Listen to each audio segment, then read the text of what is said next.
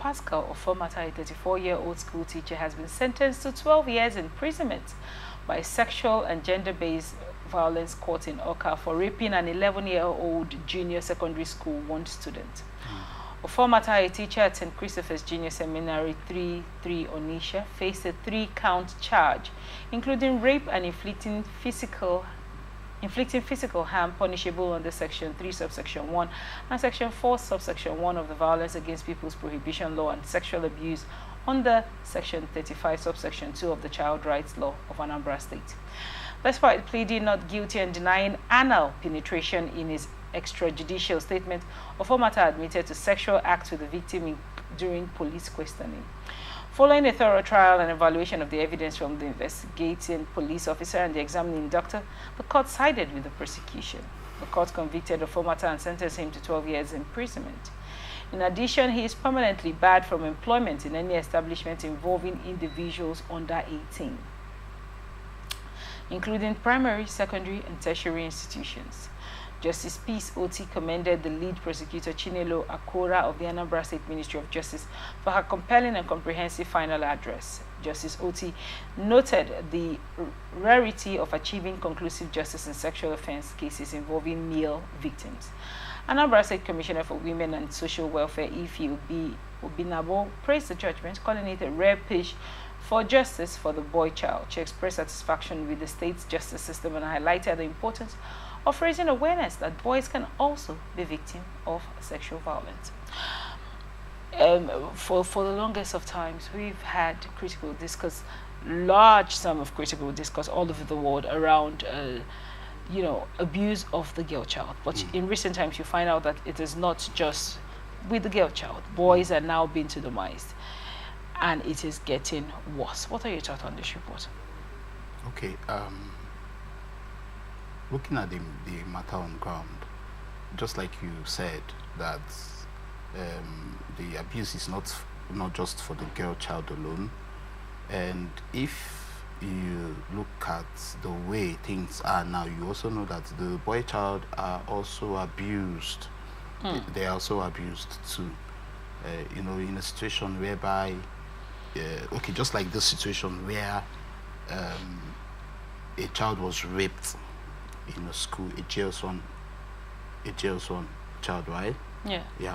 So now you see that in most cases, the male child too also fall the victim of what the female child fall victim of too, in the sense that as a jail's-on child, the child might not know how to say no or how to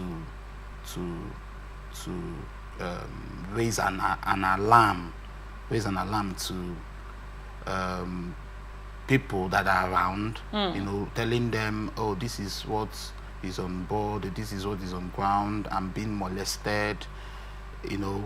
Same, what happens to a female child also happens to male child, but people do not know. Now, while you say people do not know, I want to draw your attention a little bit to something that you've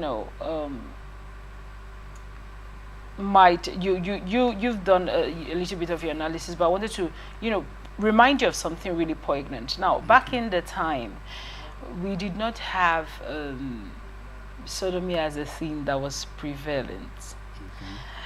You said abuse can happen to the girl child because the man is probably involved.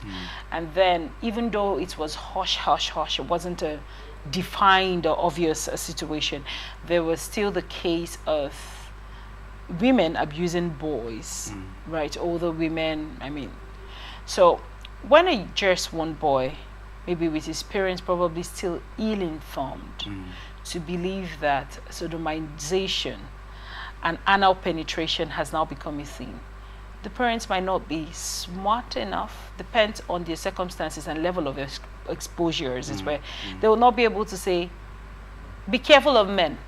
So it becomes rather strange for the boy child when, somebody's doing that sort of thing to you, and the confusion. Let's talk about the trauma. Okay. I think I'll start this way. You said something, and let me go a bit to what you said concerning the parents telling the female child.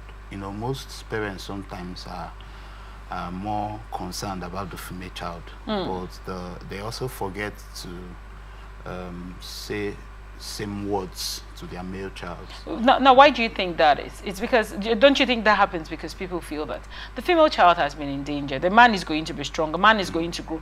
Nobody envisioned that the time is going to come when anal penetration is going to be a thing happening to boys. And that is one mistake most parents are making. Yeah, that's one mistake most parents are making, because you don't just feel that the boy will grow to become a man, the boy will grow to be independent, the boy will grow to be strong enough, and then because you feel, or because the parents feels that that's the nature of a man, and the boy grows with same ideology and same mindset, meaning that whatever he passes through, he can't say. He won't be able to say it because he feels it is a normal. Do you get the point? All right. Yeah. So because he feels it's a normal, so when such thing comes to a male child, it is also important that the way parents take good care of their daughters, they should also do that to their male child. Should also do that to their male child, because most times male children are going through things we don't know. Come to talk of now that there are a lot of gay moving around.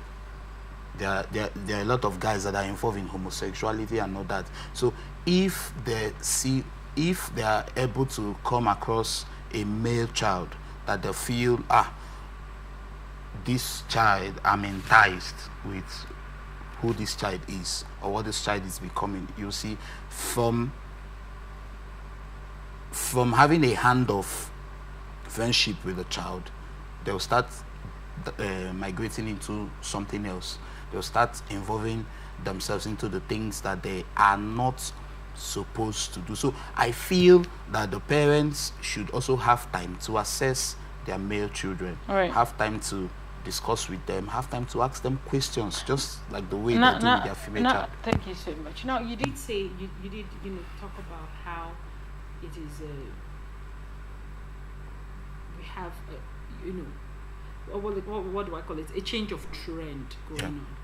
There are a lot of LGBTQ and homosexual people currently around our space, right?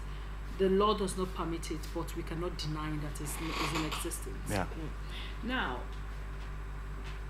do you think that 12 years is fair enough punishment for the trauma that was caused that child?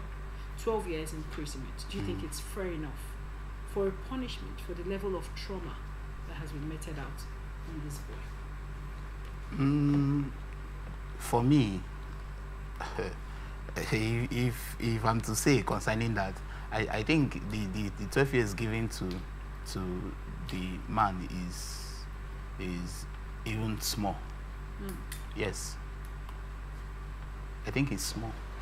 So for me, he should. It is an act of wickedness. It's an act of wickedness. So he should pay dearly for it. He should pay dearly for it. So if the punishment should be increased, yes, it should be increased. 12 years is small for me. So now this is a seminary school. This is a missionary school. Yeah. And this happened in a missionary school. Missionary schools are known to be schools cut out of Christianity. Yes.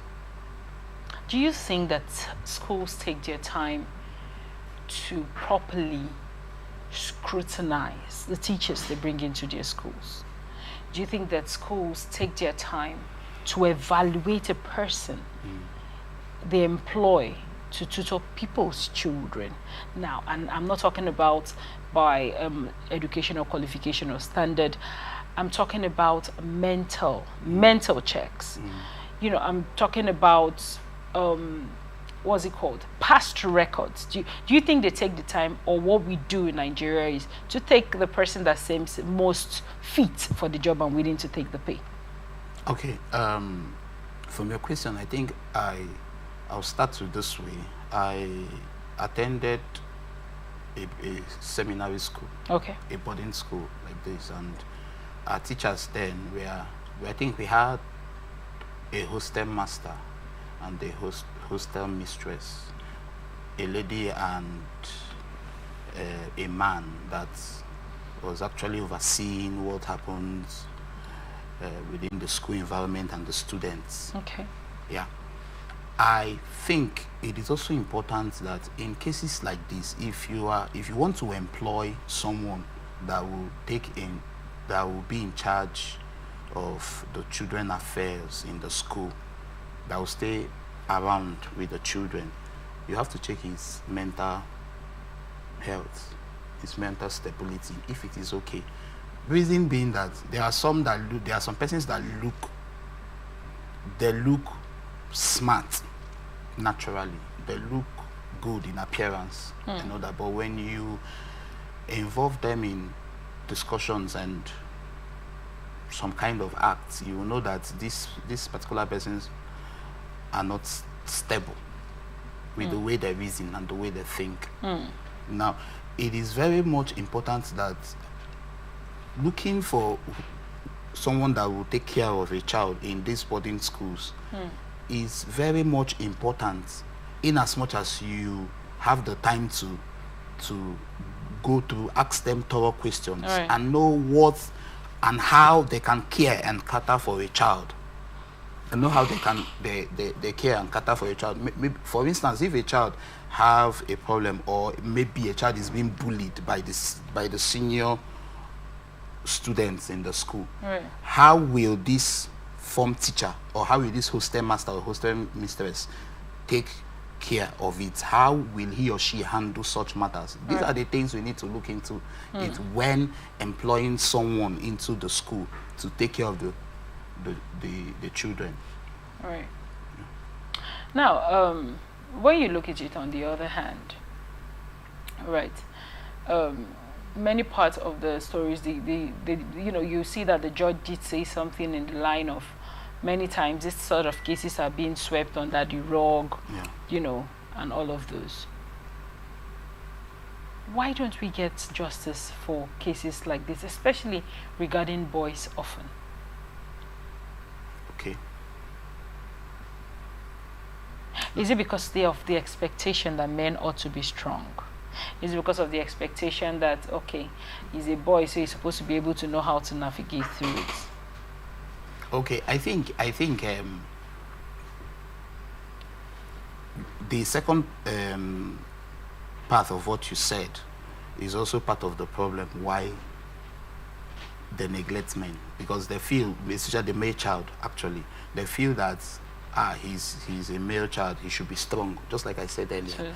He should be strong, he should know how to navigate through troubles and trials. When such problem comes, he should be able to struggle and all that. But they forget that even this same child, even though he's a male child, he is a child. Thank you so much for your insight on that.